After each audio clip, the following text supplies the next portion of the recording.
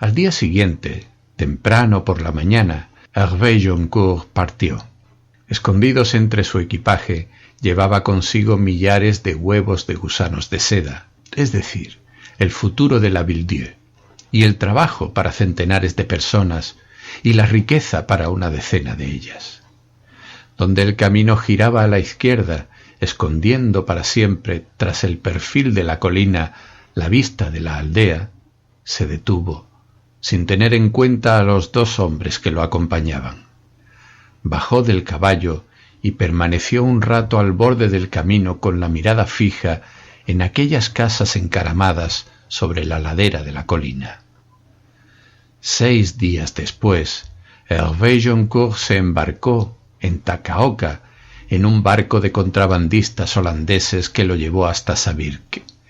Desde allí ascendió por la frontera china hasta el lago Baikal, atravesó 4.000 kilómetros de tierra siberiana, superó los Urales, llegó hasta Kiev y recorrió en tren toda Europa, de este a oeste, hasta entrar, después de 3 meses de viaje, en Francia. El primer domingo de abril, justo a tiempo para la misa mayor, llegó a las puertas de la Ville-Dieu. Vio a su mujer que corría a su encuentro y notó el perfume de su piel cuando la abrazó y el terciopelo de su voz cuando le dijo: «Has vuelto, dulcemente, has vuelto». En la Ville-Dieu la vida transcurría apaciblemente, regida por una metódica normalidad. Hervé Joncourt dejó que le resbalara por encima durante 41 días. El 42º se rindió. Abrió un cajón de su baúl de viaje, sacó un mapa del Japón, lo abrió y cogió la hojita de papel que había escondido dentro meses antes. Unos pocos ideogramas dibujados uno debajo del otro, tinta negra. Se sentó ante su escritorio y permaneció observándolo largo tiempo. Encontró a Valdaviou en el café de Verdun, en el billar. Siempre jugaba solo, contra sí mismo. Extrañas partidas. El sano contra el manco las llamaba. Tiraba un golpe normalmente y el siguiente con una sola mano. El día que gane el manco decía: «Me marcharé de esta ciudad». Desde hacía años el manco perdía. «Valdaviou, tengo que encontrar a alguien aquí que sepa leer japonés». El manco lanzó un tiro a 2 bandas con efecto de retroceso. «Pregúntale a Hervé Joncourt, él lo sabe todo». «Yo no entiendo nada». «Aquí tú eres el japonés, pero de todas formas no entiendo nada». El sano se inclinó sobre el taco y tiró un golpe perpendicular de 6 puntos. «Entonces solo queda Madame Blanche. Tiene una tienda de tejidos en Nimes. Encima de la tienda hay un burdel. También es cosa suya, ¿eh? Es rica y es japonesa». «¿Japonesa? ¿Y cómo llegó hasta aquí?» «No se lo pregunte si quiere sacarle algo». «¡Mierda!». El manco acababa de fallar un tiro a 3 bandas de 14 puntos. A su mujer Hélène, Hervé Joncourt le dijo que tenía que ir a Nimes por asunto de trabajo y que volvería el mismo día. Subió al primer piso sobre la tienda de tejidos en el mismo número 12 de la Rue Moscat y preguntó por Madame Blanche. Le hicieron esperar largo rato. El salón estaba decorado como para una fiesta que se hubiera iniciado años atrás y que nunca hubiera acabado. Las chicas eran todas jóvenes y francesas. Había un pianista que tocaba en sordina motivos que tenían un aire ruso. Al final de cada pieza se pasaba la mano derecha entre los cabellos y murmuraba en voz baja: «Voilà». Hervé Joncourt esperó durante un par de horas. Después lo acompañaron por un largo pasillo hasta la última puerta. La abrió y entró. Madame Blanche estaba sentada en una gran butaca junto a la ventana. Vestía un kimono de tela ligera completamente blanco. En los dedos, como si fueran anillos, llevaba unas pequeñas flores de color azul intenso. el cabello negro, reluciente, el rostro oriental, perfecto. ¿Qué os hace pensar que sois lo suficientemente rico como para acostaros conmigo? Hervé Joncourt permaneció de pie frente a ella con el sombrero en la mano. Necesito que me hagáis un favor, no me importa el precio. Después sacó del bolsillo interior de la chaqueta una pequeña hoja de papel doblada en 4 y se la tendió. Tengo que saber qué es lo que hay escrito. Madame Blanche no se movió ni un milímetro. Tenía los labios entrecerrados, parecían la prehistoria de una sonrisa. «Os lo ruego, madame». No había ningún motivo en el mundo para que lo hiciera. Sin embargo, cogió la hoja de papel, la abrió, la miró, levantó los ojos hacia Hervé Joncourt, volvió a bajarlos, dobló de nuevo la hoja lentamente. Cuando se adelantó para devolvérsela, el kimono se le entreabrió apenas a la altura del pecho. Hervé Joncourt vio que no llevaba nada debajo y que su piel era joven y de un blanco inmaculado. «Regresad o moriré», le dijo con voz fría, mirando a Hervé Joncourt a los ojos y sin dejar escapar el menor gesto. «Regresad o moriré». Hervé Joncourt volvió a meter el papel en el bolsillo interior de la chaqueta. «Gracias». Esbozó una pequeña reverencia, después se dio la vuelta, se dirigió hacia la puerta y quiso dejar algunos billetes en la mesa. «Dejadlo estar». Hervé Joncourt dudó un instante. «No hablo del dinero, hablo de esa mujer. Dejadlo estar. No morirá y vos lo sabéis». Sin volverse, Hervé Joncourt depositó los billetes en la mesa, abrió la puerta y se marchó. Decía Valdaviou que a veces venían desde París para hacer el amor con Madame Blanche. Al regresar a la capital, lucían en la solapa de sus trajes pequeñas flores azules, las que ella llevaba siempre entre los dedos, como si fueran anillos. Por vez primera en su vida, Hervé Joncourt llevó a su mujer aquel verano a la Riviera. Se instalaron durante 2 semanas en un hotel de Niza, frecuentado sobre todo por ingleses y famoso por las veladas musicales que ofrecía a sus clientes. Hélène se había convencido de que en un lugar como aquel lograrían concebir el hijo que en vano habían esperado durante años. Juntos decidieron que sería un niño y que se llamaría Philippe. Participaban con discreción en la vida mundana del balneario para divertirse después encerrados en su habitación, burlándose de los tipos extraños que habían conocido. Una noche, durante un concierto, conocieron a un comerciante de pieles polaco. Decía que había estado en Japón. La noche antes de partir, Hervé Joncourt se despertó cuando todavía era de noche y se levantó y se acercó a la cama de Hélène. Cuando ella abrió los ojos, él oyó su propia voz que decía suavemente: «Te amaré siempre». A principios de septiembre, los criadores de gusanos de seda de Lavilledieu se reunieron para decidir qué hacer. El gobierno había enviado a Nîmes a un joven biólogo encargado de estudiar la enfermedad que estaba destruyendo los huevos producidos en Francia. Se llamaba Louis Pasteur.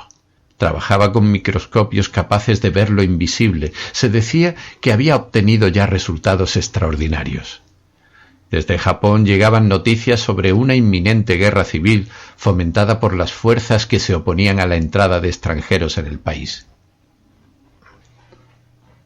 El consulado francés, instalado en Yokohama desde hacía poco tiempo, enviaba despachos que desaconsejaban por el momento emprender relaciones comerciales con la isla, invitando a esperar tiempos mejores.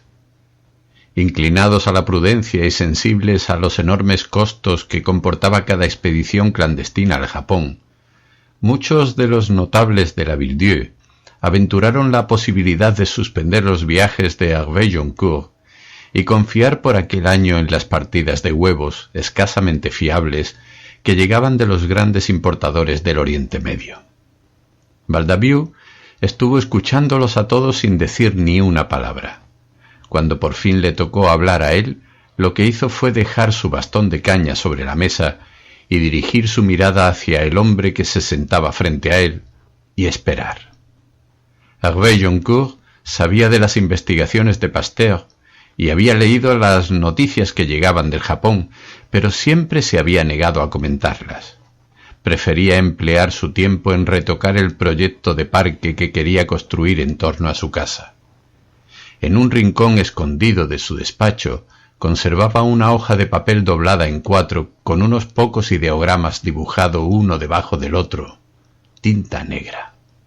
Tenía una considerable cuenta en el banco, llevaba una vida tranquila y albergaba la razonable ilusión de convertirse pronto en padre. Cuando Valdaviou levantó la mirada hacia él, lo que dijo fue: «Decide tú, Valdaviou». Hervé Joncourt partió hacia el Japón a primeros de octubre. Cruzó la frontera francesa cerca de Metz, atravesó Württemberg y Baviera, entró en Austria, llegó en tren a Viena y Budapest para proseguir después hasta Kiev.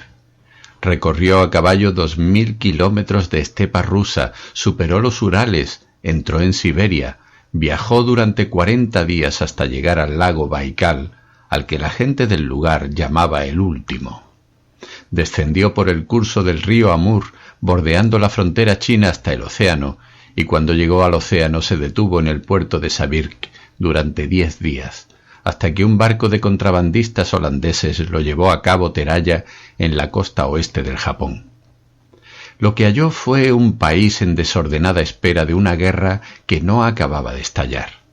Viajó durante días sin tener que recurrir a la prudencia acostumbrada, ya que a su alrededor el mapa de los poderes y la red de los controles parecían haberse disuelto ante la inminencia de una explosión que los rediseñaría. En Shirakawa se encontró con el hombre que tenía que llevarlo ante Arakei. En 2 días, a caballo, llegaron a la vista de la aldea. Hervé Joncourt entró a pie para que la noticia de su llegada pudiera llegar antes que él. Lo llevaron hasta una de las últimas casas del pueblo, en lo alto, al abrigo del bosque. 5 sirvientes lo estaban esperando. Les confió su equipaje y salió a la galería. En el extremo opuesto del pueblo se distinguía en parte el palacio de Arakei, un poco más grande que el resto de las casas, pero rodeado por enormes cedros que defendían su soledad. Hervé Joncourt permaneció observándolo como si no hubiera nada más desde allí hasta el horizonte. Así pudo ver al final, de repente, el cielo sobre el palacio tiznarse por el vuelo de cientos de pájaros, como si fuera un estallido de la tierra. Pájaros de todo tipo, desorientados, huyendo hacia cualquier parte, enloquecidos, cantando y gritando, pirotécnica explosión de alas y nube de colores disparada en la luz y de sonidos asustados, música en fuga, volando en el cielo. Hervé Joncourt sonrió. El pueblo empezó a bullir como un hormiguero enloquecido. Todos corrían y gritaban, miraban arriba y perseguían a aquellos pájaros en fuga, durante años orgullo de su señor, y ahora burla alada por el cielo. Hervé Joncourt salió de su casa y descendió por la aldea, caminando lentamente y mirando hacia adelante con una calma infinita. Nadie parecía verlo y nada parecía ver él. Era un hilo de oro que corría recto en la trama de una alfombra tejida por un loco. Traspasó el puente sobre el río, bajó hasta los grandes cedros, penetró en su sombra y salió de ella. Frente a sí vio la inmensa pajarera, con las puertas abiertas de par en par, completamente vacía. Y delante de la misma, a una mujer. Hervé Joncourt no miró a su alrededor, simplemente continuó caminando con lentitud y sólo se paró cuando estuvo frente a ella.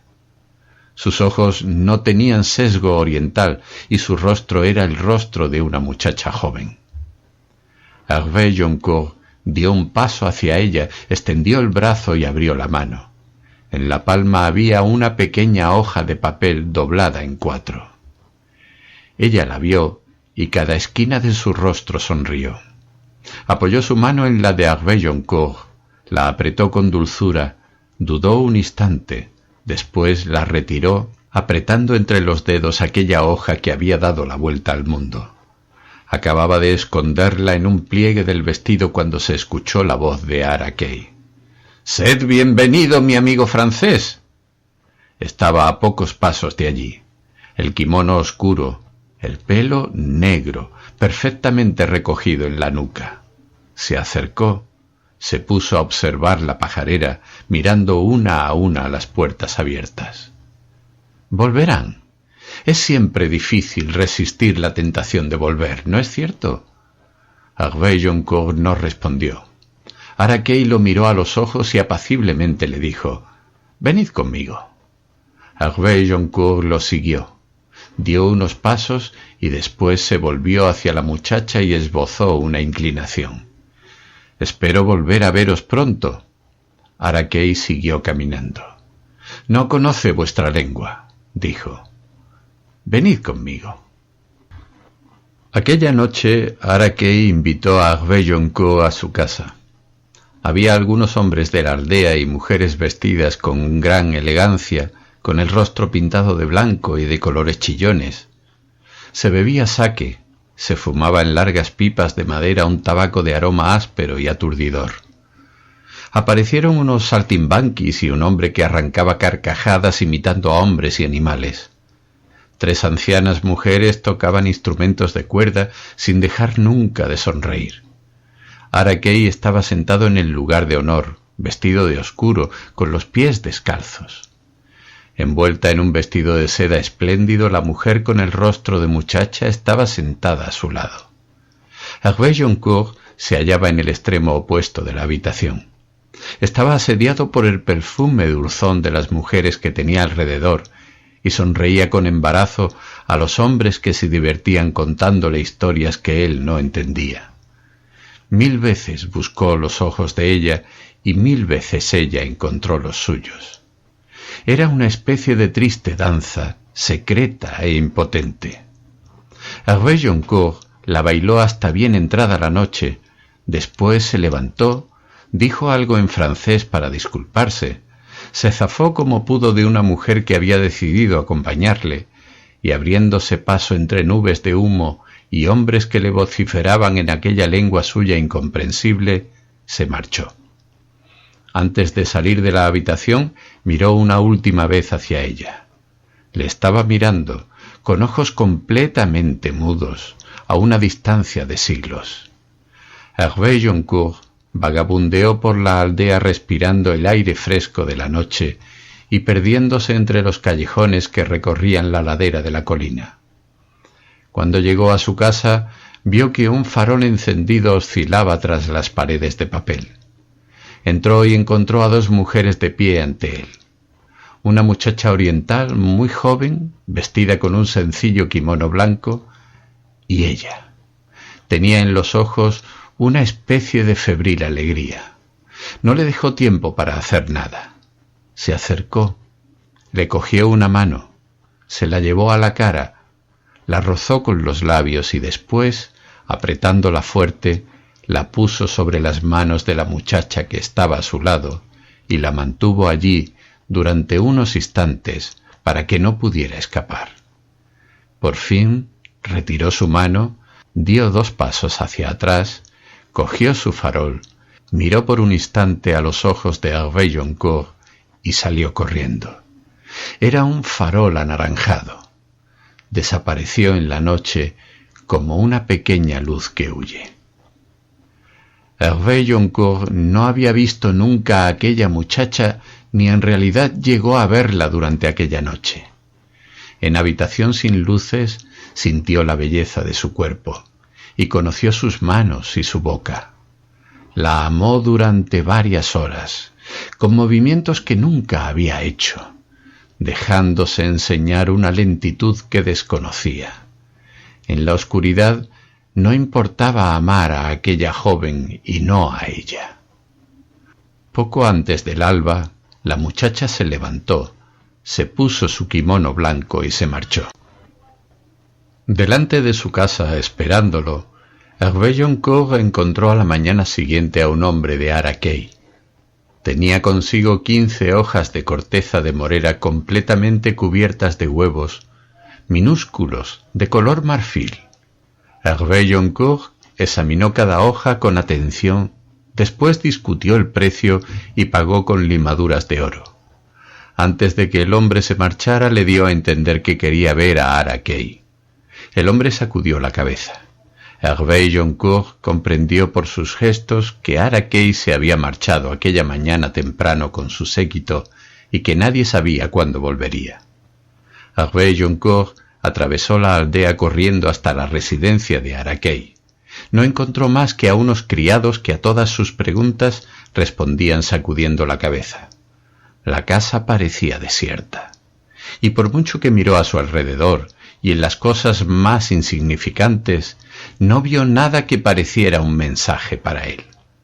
Abandonó la casa y mientras volvía hacia la aldea, pasó por delante de la enorme pajarera. Sus puertas estaban cerradas de nuevo. Dentro, centenares de pájaros volaban resguardados del cielo. Hervé Joncourt esperó aún durante 2 días más algún tipo de señal. Después partió. Le aconteció que, a poco más de media hora de la aldea, tuvo que pasar junto a un bosque del que llegaba un singular y plateado estrépito. Escondidas entre las hojas se distinguían miles de manchas oscuras de una bandada de pájaros que se había detenido a descansar. Sin dar explicaciones a los 2 hombres que le acompañaban, Hervé Joncourt detuvo a su caballo, sacó el revólver del cinturón y disparó 6 veces al aire. La bandada aterrorizada se elevó hacia el cielo como una nube de humo liberada por un incendio. Era tan grande que se podía llegar a ver a días y días de camino de allí. Oscura en el cielo, sin otra meta que su propio extravío. 6 días después, Hervé Joncourt se embarcó en Takaoka en un barco de contrabandistas holandeses que lo llevó hasta Sabirk. Desde allí ascendió por la frontera china hasta el lago Baikal. Atravesó 4.000 kilómetros de tierra siberiana, superó los Urales, llegó hasta Kiev y recorrió en tren toda Europa de este a oeste hasta entrar, después de 3 meses de viaje, en Francia. El primer domingo de abril, justo a tiempo para la misa mayor, llegó a las puertas de la Ville-Dieu. Hizo detener la carroza y permaneció sentado durante unos minutos, inmóvil, detrás de las cortinas echadas. Después descendió y continuó a pie, paso a paso, con un cansancio infinito. Valdaviu le preguntó si había visto la guerra. No la que yo esperaba, respondió. Por la noche entró en el lecho de Hélène y la amó con tanta impaciencia que ella se asustó y no consiguió retener las lágrimas. Cuando él se dio cuenta, ella se esforzó por sonreírle. «Es que soy muy feliz», le dijo en voz baja. Hervé Joncourt entregó los huevos a los criadores de gusanos de la Ville-Dieu. Después, durante días, no volvió a aparecer por el pueblo, descuidando incluso la habitual y cotidiana visita al café de Verdun. A primeros de mayo, suscitando el estupor general, compró la casa abandonada de Jean Verbeck, aquel que dejó un día de hablar y no volvió a hablar hasta su muerte. Todos creyeron que pensaba instalar allí su nuevo taller. Él ni siquiera empezó a vaciarla. Iba allí de vez en cuando y permanecía solo en aquellas habitaciones, haciendo nadie sabía qué. Un día se llevó consigo a Valdaviu. «¿Tú sabes por qué Jean Verbeck dejó de hablar?», le preguntó. «Es una de las muchas cosas que no dijo nunca». Habían pasado años, pero todavía estaban los cuadros colgados de las paredes y las ollas en el escurreplatos al lado del fregadero. No era un espectáculo alegre y Valdaviu, de haber sido por él, se habría marchado de buena gana. Pero Hervé Joncourt seguía mirando fascinado aquellas paredes enmohecidas y muertas. Era evidente. Buscaba algo allí dentro. Tal vez sea que la vida a veces da tales vueltas que no queda ya absolutamente nada que decir, dijo. Nada de nada, para siempre. Baldaviu no estaba hecho para las conversaciones serias. Miraba fijamente la cama de Jean Verbeck. Quizá cualquiera habría enmudecido con una casa tan horrenda. Hervé Joncourt siguió llevando durante días una vida retirada, dejándose ver poco en el pueblo y empleando su tiempo en trabajar en el proyecto del parque que antes o después construiría. Llenaba hojas y hojas de dibujos extraños, parecían máquinas. Una noche Hélène le preguntó: ¿qué son? «Es una pajarera». «¿Una pajarera?» «Sí. ¿Y para qué sirve?» Hervé Joncourt mantenía los ojos fijos en aquellos dibujos. «Se llenan de pájaros, todos los que se pueda, y después, un día en el que suceda algo feliz, se abren sus puertas de par en par y se mira cómo vuelan libres». A finales de julio, Hervé Joncourt partió con su mujer hacia Niza. Se establecieron en una pequeña villa a orillas del mar. Así lo había querido Hélène, convencida de que la serenidad de un refugio apartado conseguiría apaciguar el humor melancólico que parecía haberse apoderado de su marido. Tuvo la sagacidad, por otra parte, de hacerlo pasar por un capricho personal suyo, regalando al hombre que la amaba el placer de perdonárselo. Pasaron juntos 3 semanas de pequeña, intachable felicidad. Los días en que el calor aflojaba, alquilaban una carroza y se divertían descubriendo pueblos escondidos en las colinas, desde donde el fondo del mar parecía de papel de colores. De vez en cuando se dejaban caer por la ciudad para un concierto o encuentro mundano. Una noche aceptaron la invitación de un barón italiano que celebraba su 60º cumpleaños con una solemne cena en el Hotel Suisse. Estaban en los postres cuando Hervé Joncourt levantó la vista hacia Hélène. Estaba sentada al otro lado de la mesa, junto a un atractivo caballero inglés que, curiosamente, lucía en la solapa del chaqué una coronita de pequeñas flores azules. Hervé Joncourt le vio inclinarse hacia Hélène y susurrarle algo al oído. Hélène se echó a reír de un modo bellísimo y mientras se reía se desplazó ligeramente hacia el caballero inglés, llegando a rozarle con sus cabellos el hombro, en un gesto que no tenía nada de embarazoso, pero que era de una exactitud desconcertante. Hervé Joncourt inclinó la vista sobre su plato.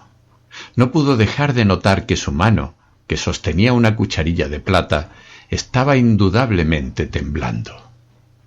Más tarde, en el fumoir, Hervé Joncourt se acercó, tambaleándose debido al excesivo alcohol ingerido, a un hombre que sentado solo ante una mesa miraba al frente con una vaga expresión de estupidez en el rostro. Se inclinó hacia él y le dijo lentamente: «Debo comunicaros una cosa muy importante, monsieur. Damos todos asco. Somos todos maravillosos y damos todos asco». El hombre procedía de Dresde. Era tratante de ganado y no entendía bien el francés. Estalló en fragorosas carcajadas, haciendo gestos afirmativos con la cabeza repetidamente, como si no pudiera contenerse.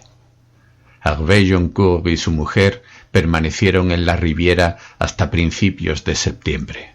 Abandonaron la pequeña villa con añoranza, puesto que habían llegado a sentir entre aquellos muros la suerte de amarse. Baldaviu llegó a casa de Hervé Joncourt a primera hora de la mañana. Se sentaron bajo el porche. «Como parque no es nada del otro mundo». «Todavía no he empezado a construirlo, Baldaviu». «Ah, por eso». Baldaviu no fumaba nunca por la mañana. Sacó la pipa, la llenó y la encendió. «He conocido al tal Pasteur. Es un hombre muy preparado. Me ha enseñado cómo se hace. Es capaz de distinguir los huevos enfermos de los sanos. No sabe curarlos, claro, pero puede aislar los sanos. Y dice que probablemente un 30% de los que producimos lo estén». Pausa. «Dicen que en Japón ha estallado la guerra. Esta vez de verdad. Los ingleses dan armas al gobierno, los holandeses a los rebeldes. Parece ser que están de acuerdo. Dejan que se desfoguen entre ellos y después se apoderan de todo y se lo reparten. El consulado francés se limita a mirar. Esos no hacen otra cosa que mirar. Sirven solo para mandar despachos acerca de masacres y extranjeros degollados como corderos. Pausa. ¿Hay más café? Hervé Joncourt le sirvió café. Pausa. Esos dos italianos, Ferreri y el otro, esos que fueron a China el año pasado, volvieron con 15.000 onzas de huevos. Buena mercancía. La han comprado también los de Bolé. Dicen que era de primera calidad. Dentro de un mes vuelven a marcharse. Nos han propuesto un buen negocio. Sus precios son decentes. 11 francos la onza, todo cubierto por el seguro. Es gente seria. Cuentan con una organización a sus espaldas. Venden huevos a media Europa. Gente seria, te repito. Pausa. No lo sé, pero quizá lo consigamos. Con nuestros huevos, con el trabajo de Pasteur y además lo que le podamos comprar a los dos italianos, lo podríamos conseguir. En el pueblo los demás dicen que es una locura mandarte otra vez hasta allí, con todo lo que cuesta. Dicen que es demasiado arriesgado. Y en este caso tienen razón. Las otras veces era distinto, pero ahora es difícil volver vivo de allí. Pausa. La verdad es que ellos no quieren perder los huevos, y yo no quiero perderte a ti. Hervé Joncourt permaneció unos instantes con la mirada fija en el parque que no existía. Después hizo algo que no había hecho nunca. «Yo voy a ir al Japón, Valdaviou», dijo. «Voy a comprar esos huevos, y si es necesario, lo haré con mi dinero. Tú debes decidir únicamente si os los venderé a vosotros o a cualquier otro». Valdaviou no se lo esperaba. Era como ver ganar al manco, en la última tacada, a 4 bandas, una figura imposible. Valdaviou comunicó a los criadores de la Villiers que Pasteur no era digno de confianza, que los dos italianos habían estafado ya a media Europa, que en el Japón la guerra acabaría antes del invierno y que Santa Inés, en sueños, le había preguntado si no eran todos un rebaño de acojonados. A la única a quien no pudo mentirle fue a Hélène. ¿De verdad es imprescindible que parta Valdaviou? No. ¿Y entonces por qué? Yo no puedo detenerlo, y si él quiere ir allí, solo me queda darle una razón más para que vuelva. Todos los criadores de la Villiers pagaron aún de mala gana su cuota para financiar la expedición. Hervé Joncourt inició los preparativos y a primeros de octubre estaba listo para partir. Hélène, como todos los años, le ayudó sin preguntar nada y ocultándole todas sus inquietudes. Solo la última noche, tras haber apagado la lámpara, halló fuerzas para decirle: «Prométeme que volverás». Con voz firme, sin dulzura: «Prométeme que volverás». En la oscuridad, Hervé Joncourt respondió: «Te lo prometo». El 10 de octubre de 1864, Hervé Joncourt partió para su 4º viaje al Japón. Cruzó la frontera francesa cerca de Metz, atravesó Württemberg y Baviera, entró en Austria, llegó en tren a Viena y Budapest para proseguir después hasta Kiev. Recorrió a caballo 2.000 kilómetros de estepa rusa, superó los Urales, entró en Siberia, viajó durante 40 días hasta llegar al lago Baikal, que la gente del lugar llamaba el Santo. Descendió por el curso del río Amur, bordeando la frontera china hasta el océano, y cuando llegó al océano, se detuvo en el puerto de Sabirk durante 8 días, hasta que un barco de contrabandistas holandeses lo llevó a Cabo Teraya, en la costa oeste del Japón. A caballo, viajando por caminos, atravesó las provincias de Ishikawa, Toyama, Niigata y entró en la de Fukushima. Cuando llegó a Shirakawa, halló la ciudad semidestruida y una guarnición de soldados gubernamentales acampados entre las ruinas. Rodeó la ciudad por el lado este y aguardó en vano al emisario de Arakei. Al amanecer del sexto día partió hacia las colinas en dirección norte. Contaba con un par de mapas aproximativos y lo que quedaba en sus recuerdos. Vagó durante días hasta reconocer un río y después un bosque y después un camino. Al final del camino encontró la aldea de Arakei completamente quemada, casas, árboles, todo. No quedaba nada, no quedaba un alma.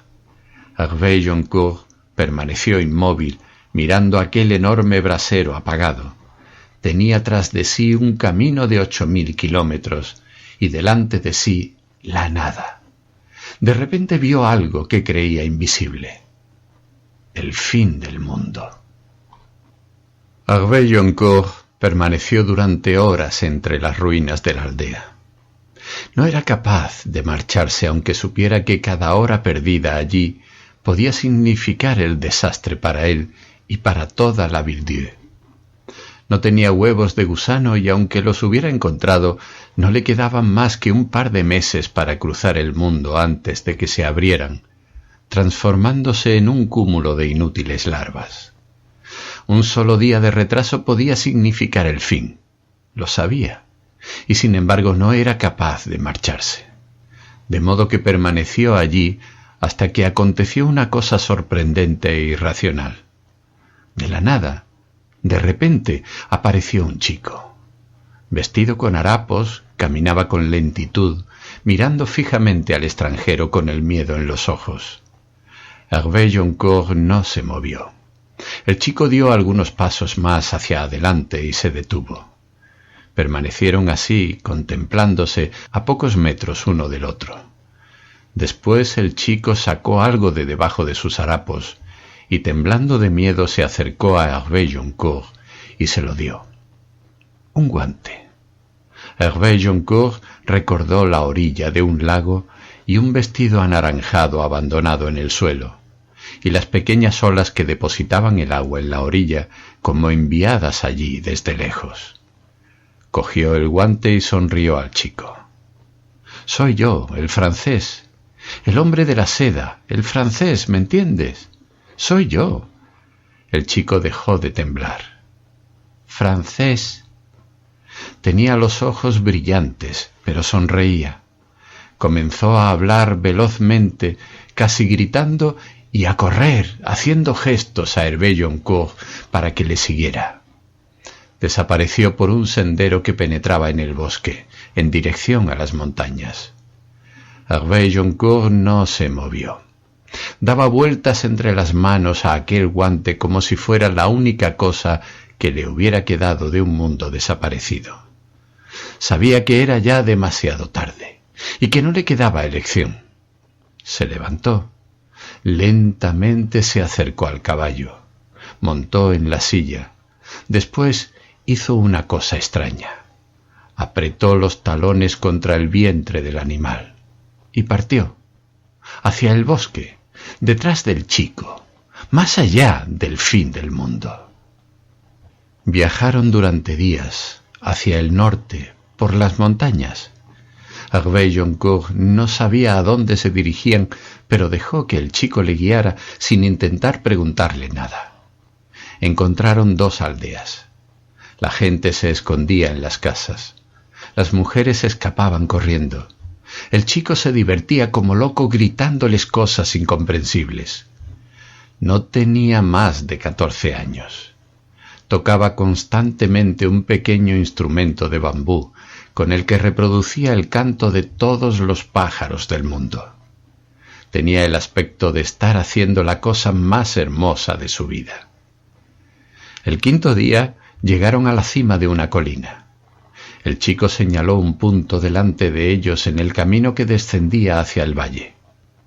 Hervé Joncourt cogió el catalejo y lo que vio fue una especie de desfile. Hombres armados, mujeres y niños, carros, animales, una aldea entera en marcha, a caballo, Vestido de negro, Hervé Joncourt vio a Ara-Kay. Detrás de él se balanceaba un palanquín cubierto en sus 4 lados por telas de colores llamativos.